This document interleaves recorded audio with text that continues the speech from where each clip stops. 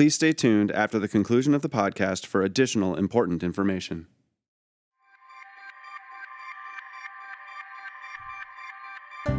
Hey everybody, welcome to Accrued Interest, PIMCO's podcast dedicated to serving financial advisors and their clients. My name's Greg Hall. I head wealth management for PIMCO in the United States. I'm your host today. Really excited to bring you this edition of Accrued Interest, which is going to focus on the municipal bond market. This is something that we've been planning now for months, and the original idea was to bring you this episode right around tax day because, of course, municipal bonds are, for the most part, tax-exempt.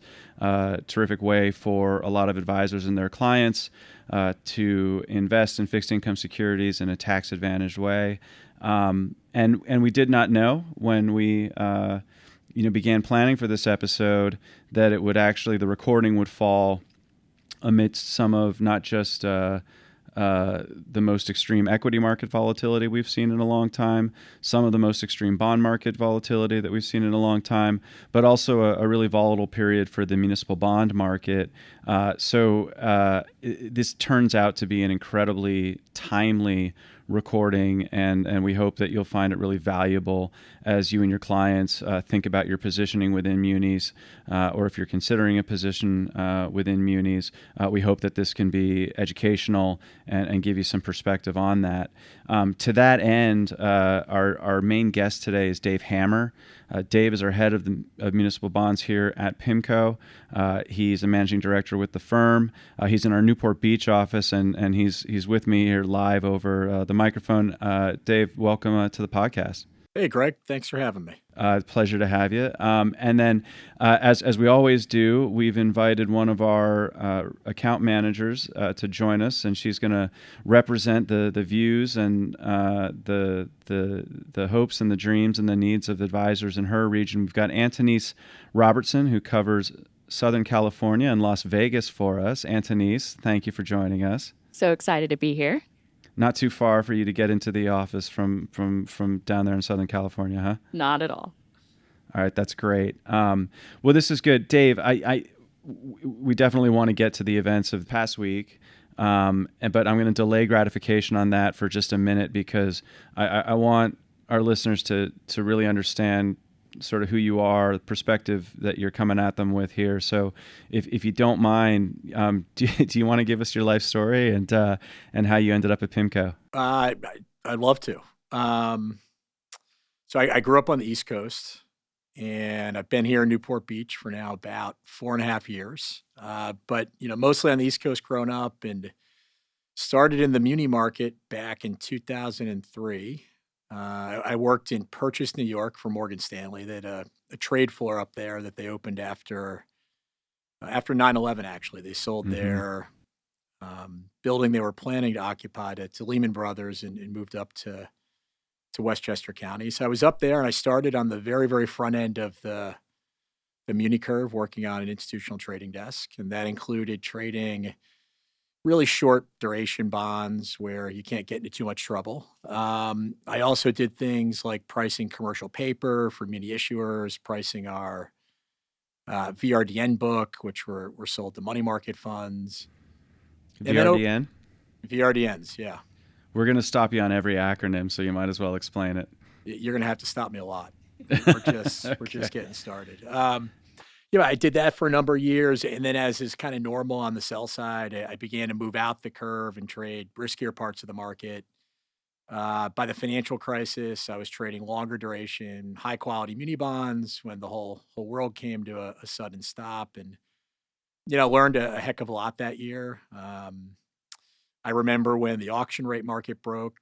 I recall when the muni market had a severe period of deleveraging, tender option bond unwinds, and I helped run a lot of those programs at Morgan Stanley. Still probably the most interesting year of my career. Learned a ton about markets, about the way people react in stressful times. And after the financial crisis, the muni market really changed. It used to be really more like a rates market. It was mostly monoline insured by monolines that were AAA rated. They all went away after the financial crisis. This is MBIA and AMBAC and that group of insurance companies? Yeah, exactly. MBIA, AMBAC. A few of them still survive in different smaller forms. National Mm-hmm. Reinsurance is out there, but Assured Guarantee. But it's few and far between these days. So, got excited about that, and at Morgan Stanley put my hand up and said, hey, I'd really like to build out a business that focuses on high yield and distressed muni bonds. That there really wasn't much of a marketplace back then. And they were kind enough to let me hire a couple credit analysts, start a new business there. Found myself investing in distressed tobacco bonds in Jefferson County, Alabama, water and sewer system as they worked through bankruptcy. Had a lot of fun learning, new things in that part of the market. And then eventually came to PIMCO in 2012. I can't believe it's that long ago. But joined here to bring some of that experience. And when I came to PIMCO, why did I come here? Well, always viewed PIMCO as really the smartest investors in active fixed income markets. And they really didn't have much of a muni business. It wasn't a priority for PIMCO way back when. And so looked at,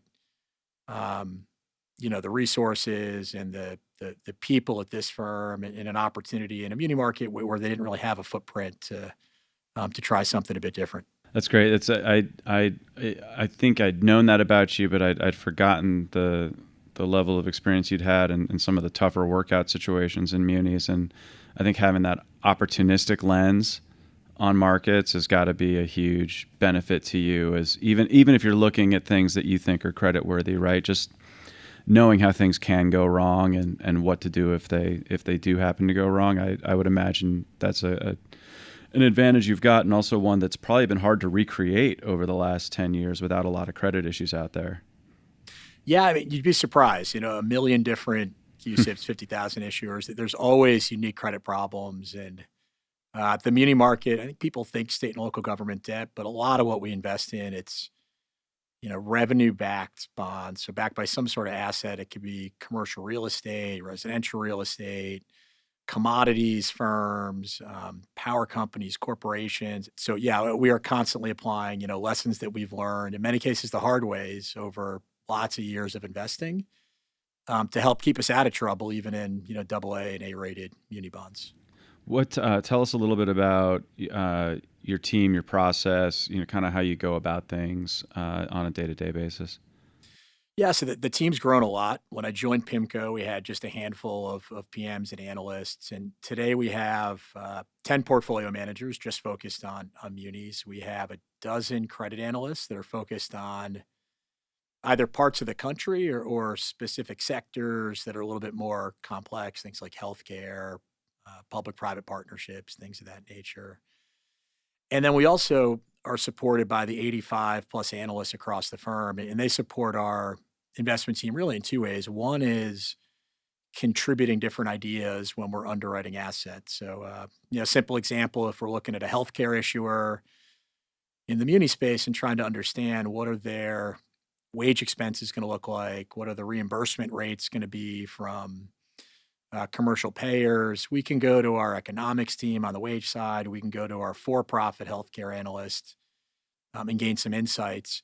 We then also have a number of analysts that are directly covering credits that end up in our portfolios. So prepaid gas bonds, a big part of the muni market today. The underlying obligors are actually U.S. financial institutions. So we have a finance analyst that cover those credits. So, a lot of support from those analysts. We then have a really big tech and analytics team, north of 20 today, that are either helping us find value in mispriced callable bonds, different unique sets of cash flows, or helping really change the way we execute. More and more of the way we trade today, it's done electronically.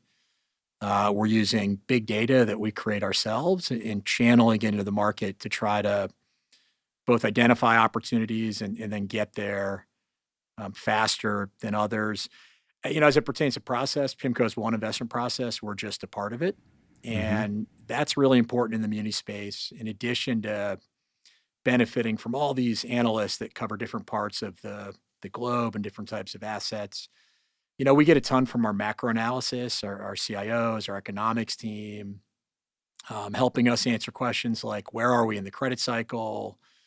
what do we think the probability of recessions is? Where could we find, problems just over the horizon in different sectors? And then, today's a great example. Our policy analyst, our policy team led by Libby Cantrell, tremendously impactful on the way we think about tax policy risk, um, things that may or may not happen, things that may become headlines that might make retail investors a little bit more nervous.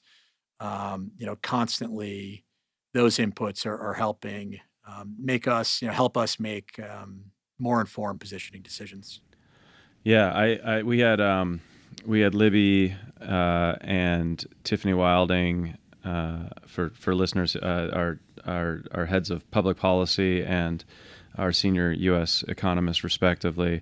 We did a recording with them a couple of days ago. It was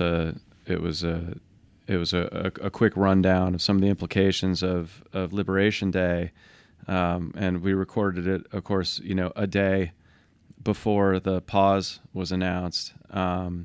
We did a follow-up segment with Dan Iveson, our group CIO, that was a recording of a webcast he had done that I think finished like an hour before the pause was announced, and we're trying to get a lot of information out to our clients here, and just have to sort of do it with the recognition that the world's moving quickly, and so trying to supply them with frameworks for thinking about things and ways to interpret moves, but knowing that by the time the three of us are done here today, we might be in a different in a different world depending on the news flow. It's been pretty wild. And that's a great segue, actually, Dave.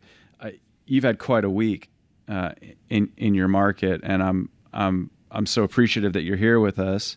And maybe for folks listening, do you want to just kind of talk through the enormity of what's gone on in munis over the last few days, and maybe what you think is in store and how you're reacting to it? Yeah, it has been a heck of a week. I was shocked to learn it's only Thursday. It's not over yet. So I think for the muni market, it's important to start with initial conditions. So pre-Liberation Day, the month of March was actually a pretty big sell-off for the muni market. Treasuries were firm and actually rallying for much of the year. The muni market sold off about 2% in March, and it was driven by what are pretty routine technicals, which is muni issuers tend to continue to issue a lot of debt in March and April. And U.S. taxpayers, they take money out of muni vehicles to go pay their taxes. So pretty weak technical time period. And again, this is all, pre-Liberation Day. What made things even more unique this year is that there's a lot of muni issuers that are fearful that there could be a change to the tax policy that would affect them, and they wouldn't be able to issue tax-exempt bonds anymore. So those issuers, and a lot of them are higher education, private activity bonds, they've been rushing to market to try to get deals in. And so the new issue supply numbers, last year was a pretty big year. This year we're running about 40% above last year. So pretty close to an all-time record. So this was all, pre-Liberation Day, and I would say really kind of technical driven. What changed was, the announcements on tariffs, an evolving macro backdrop where, kind of big picture growth estimates have been going down, inflation estimates have been going up, and unpredictability and volatility has been going up. And we've seen that in all markets. And U.S. retail muni investors, they don't react that well to volatility historically. This is really no exception. About $3 billion in outflows out of the asset class this week. And that pushed muni prices to very stressed levels. If you had interviewed me at this time yesterday, I would have told you munis are just finishing their biggest sell-off since COVID. We were buying very, very high quality AA, AAA munis in the 30-year part of the curve at higher yields than 30-year treasuries, which is a pretty rare occurrence. After the pause, investors have come back, I'd say a little bit. and at least stabilize things. And I think I just saw a headline before I came downstairs. Today will now be the biggest rally since COVID in the muni market, about 50 basis points lower. So really volatile time period, a lot of stressed liquidity in the muni market. Banks, broker dealers, they just don't carry as much capital as they used to. So a lot of price volatility and quite a bit of good opportunity throughout the week. Let me. I want to talk about opportunity for sure, but Antonese, let me get you in on the conversation because, I think Dave's bringing up the reaction function of the typical who owns munis. It's two-legged people. It's people who pay taxes, right? I'm generalizing, of course, but it's a little bit different than the broad spectrum of fixed income out there. I'm just curious, what are you hearing from advisors you speak to? Where would you kind of put the level of, say, fear versus greed right now? Yeah, I think it's different for each investor and each advisor that I'm talking to. Obviously we saw that volatility spiked, and as Dave mentioned, there were headlines everywhere. And so I was fielding a lot of questions from advisors. Some of them are very freaked out and they're wondering, should I take chips off of the table? Should I lower my exposure to munis? Others are seeing this as, is this a great entry point? Should I be adding in? But I think overall, we are facing this great wall of uncertainty, the storm of uncertainty, and clients just want to figure out, how do I make it through? One of the biggest questions, and you touched on this earlier, is tax exemption. Is that going away? If so, how is that going to impact my clients and their portfolios, and how should they be positioning today to handle that through the rest of the year? You want to tackle that, Dave? Yeah, I mean that's the big question for the market, and I think the cloud that tax policy headlines have created certainly have a lot to do with this sell-off, or at least the lack of new capital stepping in here at really high yields. And the short answer is we think the tax exemption is safe. The tax-exempt muni market has had really good bipartisan support throughout my entire career, and I've spent a lot of time in Washington, D.C. with Libby over the years. Why is that? Well, the muni market is a really efficient way to incentivize local citizens to finance their own infrastructure, their own local governments, important public projects like building more affordable housing. Most muni issuers are pretty small. More than half the issuers in the muni market are sub $25 million. And if these issuers were forced to go borrow in taxable markets, they're tiny, they're not an institutional size. They would have to pay hundreds of basis points more in borrowing cost. There was a study released a few weeks ago that put that number at about $800 billion of additional costs for state and locals over the next 10 years. But I think it's understood how valuable this is in Washington, that the beneficiaries of it are a lot of small local communities in both red and blue states. And as Libby constantly reminds us, the margins are razor thin here. So we don't think the tax exemption is at risk. That said, policy is unpredictable. So maybe I'll just go through a couple different, specific policy ideas we've seen floated in the media. Oh, that'd be great. Yeah, do that. Yeah. Yeah. So first is abolishing the tax exemption completely. We think it's very unlikely that happens. But I think importantly in that proposal, even in the kind of most radical proposal, it would also include grandfathering in existing bonds. So if you're a muni bond investor today, that would likely make your prices go up as opposed to down, because they wouldn't be making any more tax-exempt munis. The second is a 28% cap. We've heard this floated over the years, going all the way back to Obama's first term. The problem with that is it really doesn't raise a heck of a lot of money, but it would cause some dysfunction in the muni market. So we don't think that's likely. I think the last, probably most likely change, if any, would actually affect muni issuers as opposed to investors. And this is what tax reform back in 2017 did. It actually eliminated certain types of muni issues from refinancing themselves tax exempt. So there was elimination of something called an advanced refunding bond. Basically where a muni issuer would refinance an existing tax-exempt bond with a new one.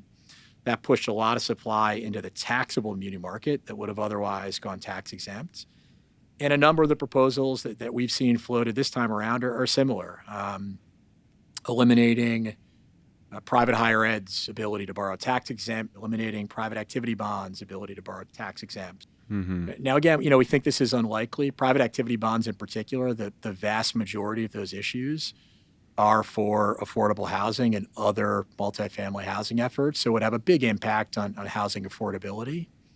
But even if any of those were to materialize, you're shrinking the muni market by somewhere between 5 and 25%. So even in a policy surprise, we think more likely than not, it's probably actually good for muni valuations. Shrinking the flow of new issue by 5 or 25%, right? Yeah, exactly. Yeah.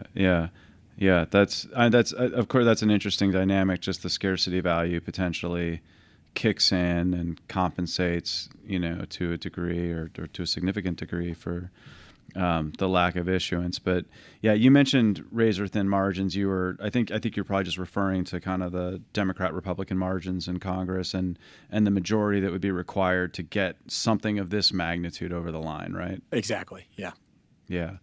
Yeah, and that's consistent, obviously, with Libby's thinking as well, as you mentioned. I think but it's natural that advisors, and Antonese, I think you mentioned this. It's just in the back of people's minds, right? And until we get kind of clarity on it, it seems like something that'll kind of continue to raise its head as we talk about munis. I agree. I think that's what clients want, just some more clarity. And as you mentioned, we've had a bit of a whiplash this year this week. And so I think your comments are going to be super helpful. And, they've heard a lot from PIMCO about how strong the fundamentals are in the credit market. And so when we see this type of volatility, I think they're left a little confused. Why is this happening? And where should we go from here? But that's great, because like amidst uncertainty, then what can compensate you for that uncertainty is great opportunity. And before we interjected, Dave was about to tell us about opportunities in his market. So why don't you want to go there and just talk about what looks most promising to you right now? Yeah. There's a lot to choose from at the moment. Just start keeping things really simple, right? So why do people invest in munis? Because they get a high tax-efficient yield on their holdings. And simple yields, as of yesterday, the IG Muni Bond Index at a 445, that was the highest it had been in 15 years. And if we adjust that for taxes or ask ourselves, what would an investor have to earn in the taxable market to get the same after-tax return? That's about 7.5%. So you'd have to take a lot of risk in other asset classes. In the muni market, credit quality, despite technicals being challenging recently, credit quality is really near an all-time high. The average quality of the IG Mini Index around A+, AA-, very low default rates historically. And over the last 3 years, we've seen a big improvement in muni credit quality. The short story is that the federal government allocated a lot of pandemic relief with the expectation that because of COVID, tax collections would decline by 10 to 20%. So these are sales taxes, income taxes, property taxes. But what's actually happened is they've accelerated higher. Tax collections for state and local governments are 35% higher than they were pre-COVID. Wow. But all of the relief dollars have been sent out anyway. They've replenished balance sheets. So you look here in California where I sit today, and the rainy day funds and reserves for the state of California are 3 times what they were in 2018. And 2018 was the highest they've been in about 15 years. So really peak credit conditions. So it's an opportunity today to take advantage of much higher yields and to do it in an asset class that, and if the economy slows more than expected, if we see a harder landing, if we see a pickup in defaults in some of the lower quality portions of the corporate market, we think munis are very well insulated. And then the kind of relative value versus other asset classes, they're just about the cheapest they've been versus treasuries in many years, and versus corporate credit. And we do this a lot at PIMCO for insurance company or bank mandates that are subject to a 21% corporate tax rate. We'll choose between munis and corporate bonds And for a lot of this year, munis just weren't cheap enough to bring in that buyer base. But at current yields, there's a lot of buying from insurance companies across the United States, and that should really help with price stability. Oh, that's really interesting. That's really interesting. That dynamics, not something that I think everybody appreciates who, looks at this more from a wealth management perspective. Sorry, Antonese, were you about to jump in? I was just going to say, I love that you talked about California. That's a question I get from my clients who live here a lot. They see headlines about California and they wonder about the credit quality around it. So hearing that they do have a good rainy day fund, that is good to hear. Yeah, I mean, the state's in great shape. A lot of the locals in California, when you buy a local muni bond, what you're actually being repaid by is property taxes most of the time. And property taxes are a function of the assessed values. And for a long time after the financial crisis, we actually really disliked local California credit because assessed values were high and housing prices were coming down. So they had to kind of catch down to assessed values, and that was a headwind. The reverse has happened today where house prices are up 20, 25%.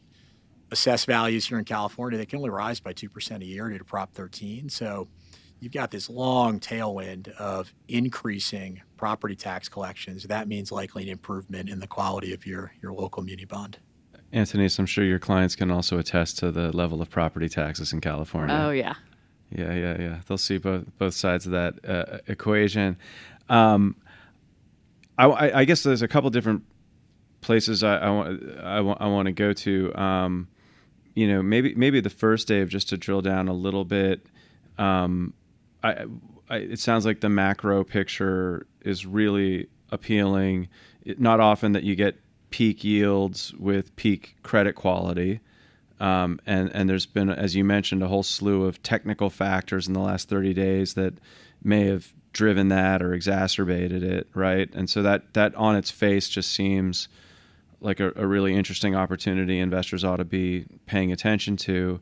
And then I wonder, within that, I know that you don't feel equally about every sector, about every bond, and so I'm curious, on a positioning basis, what do you like? What do you think really looks interesting? And are there areas that, notwithstanding the overall appeal of munis, you'd still stay away from? Yeah, I mean, maybe I'll start with the second part. Yep. What hasn't moved enough are high yield muni spreads. I wrote some of these numbers down because they're moving so fast before I came down. But if I look at the year, the IG muni index is up 80, 90 basis points. The high yield muni index is only up 50. So spreads are actually tightening on high yield muni bonds. At the same time, global credit spreads everywhere else are widening, pricing at a much higher probability of recession. We saw high yield corporate spreads blow out over the last week. The high yield muni market, in our view, is really still priced to perfection. Some of the very high quality portions of it that are not rated by agencies, but we rate maybe BBB internally, we think are still investable. You can earn a 5.5% to 6% tax-free yield. But the lowest credit quality portions of that market we think are extremely risky, and investors really aren't being paid for that risk. So across all of the mandates that we manage, we have been going up in quality. We've been extending a little bit of duration, buying high quality munis, but at the same time, we've reduced some of the lowest quality portions in our portfolios. What has driven spreads tighter amidst all of this unwinding elsewhere in credit markets? Yeah, I mean, there just hasn't been enough outflows to force portfolio managers that maybe own, exclusively high yield or a lot of it to actually sell it. So there just hasn't been much in the way of price discovery to move valuations across that market. And the new issue market is basically shut down this week. So there's been no pressure from issuers looking to place new deals either. Right. And when they place new deals and that price is negotiated in the underwriting process, that also sets a tone for the existing stock, right? So we just haven't had that price discovery, as you mentioned. Yeah, that's right. Yeah. Yeah. That's fascinating. I didn't see that dynamic. Focused on the 6,000 other things going on right now, but that's really interesting. So you're not super excited about the high yield segment. Anything that within the high quality universe really still sticks out to you as interesting? Yeah, and just clarify, it's really I'd say the bottom half of the high yield index that we think is too tight and too risky. There's actually quite a bit to do in privately sourced and structured debt. These are deals that are $25 to $50 million. They're not rated. A lot of these deals are backed by multifamily real estate assets with relatively low leverage, and our ability as a firm to go out and source many of these non-traditional investments, it's allowed us to earn high yields, an average 6.5%, but do it in a way that we're not exposed if there's a hard economic landing to a real monetary default. So there are good substitutes available. Other things that we really like today, I'd probably start with the curve. The Treasury curve is steep and the Muni curve is even steeper. And a lot of that is due to good retail demand, a lot of it through laddered-based separately managed accounts, which we have a lot of here at PIMCO. Most of that money is in the 2 to 12-year part of the curve. Mm-hmm. Banks and insurance companies used to be really big buyers of the long end, but because their corporate tax rate's lower today, they just buy a lot less. And so there's been this structural steepness where even though the Treasury curve was flat, the Muni curve was about 100 basis points between 10s and 30s. And the reason we like that so much is if you're thoughtful about where you invest on the curve, and right now that's around 15 to 18 years, you can earn not just your yield, but you get good price appreciation as the bond rolls down a very steep curve. And those numbers are in the low sixes today, which is pretty exceptional. Other parts of the market we like, I mentioned prepaid gas bonds. These are structured transactions. It's a partnership between a U.S. financial institution and a power company, and the U.S. financial institution partners with them to deliver lower cost power. Goldman Sachs has a lot of bonds outstanding, Morgan Stanley, and many of those bonds have traded as cheap in the last few days as their taxable counterparts. So that's been a good opportunity. Coming back to multifamily housing debt, we've seen a lot of opportunities to source and structure our own deals. But for deals that are stabilized, agencies will guarantee a big portion of their debt. This is Freddie Mac, Fannie Mae.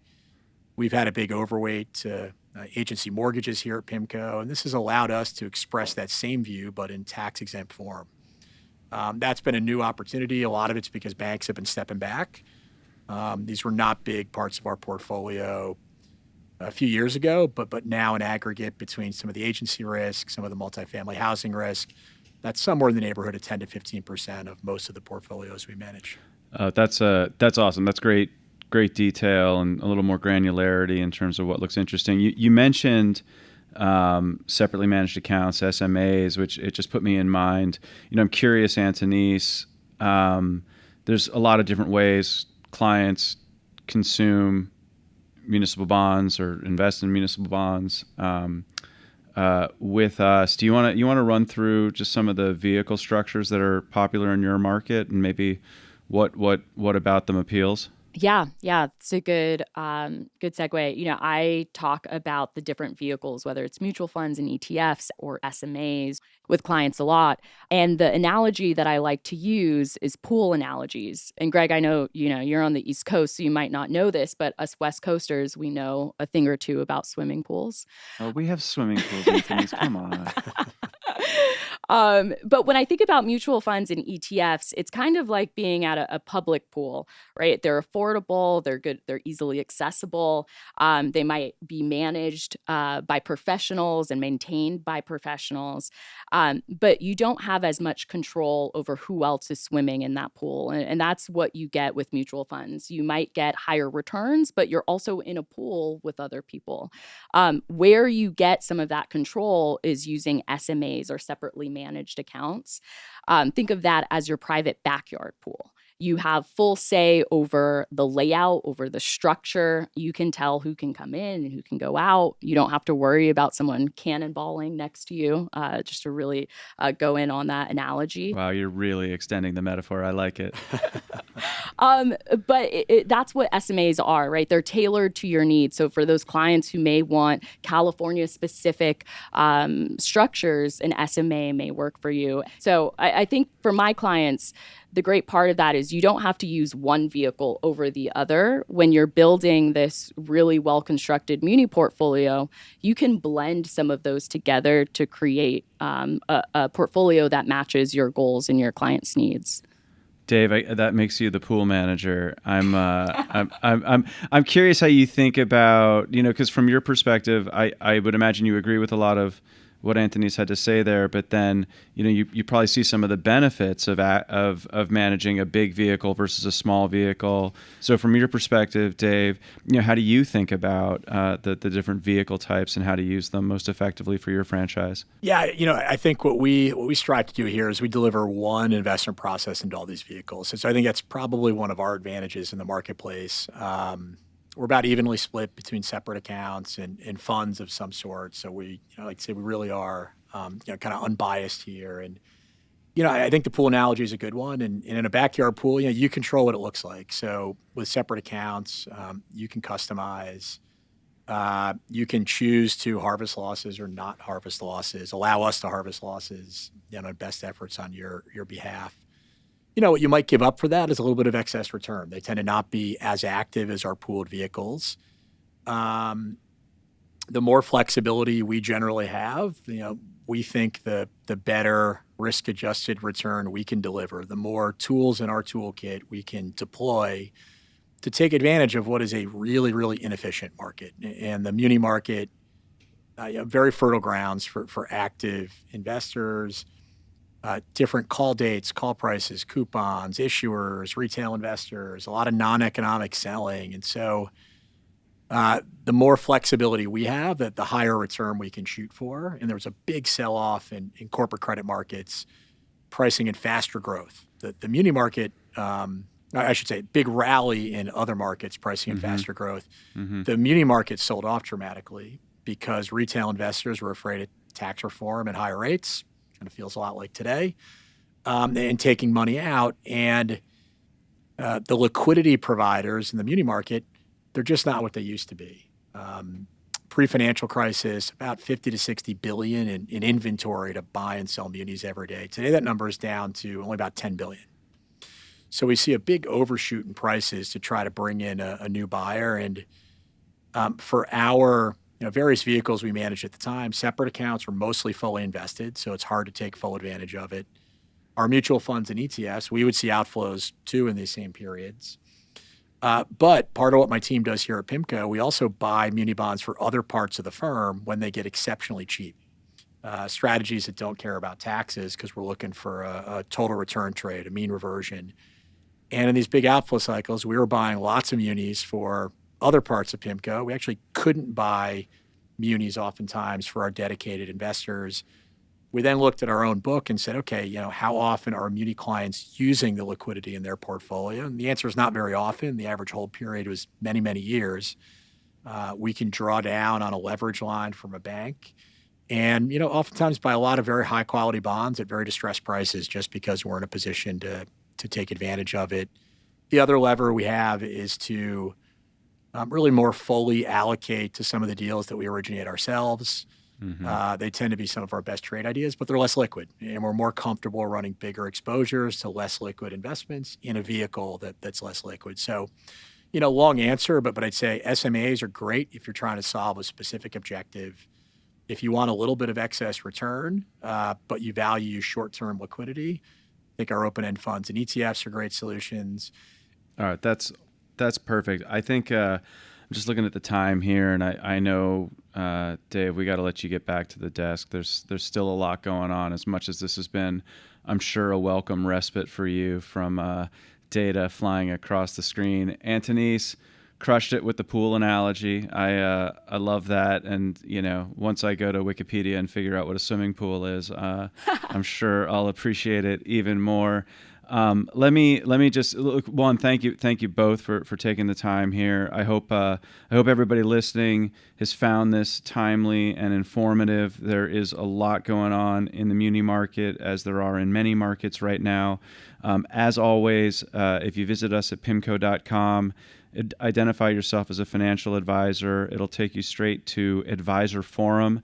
Advisor Forum is our destination for you as financial advisors on the PIMCO website. It's really where you can find the information you need for your clients as quickly and efficiently as possible. It's built for you. It's aimed to deliver what you need. And once there, you'll find a bunch of additional information on all the topics we covered today, including some of the solutions that Antonese and Dave were running through there at the end. We will be back in May with another full edition of Accrued Interest. We may speak to you in between with a couple of extra credit episodes, depending on how market volatility continues from here. We wish you all the best of luck in these markets. We know you're guiding your clients to make good and sound financial decisions, and we're here to help. Thanks so much.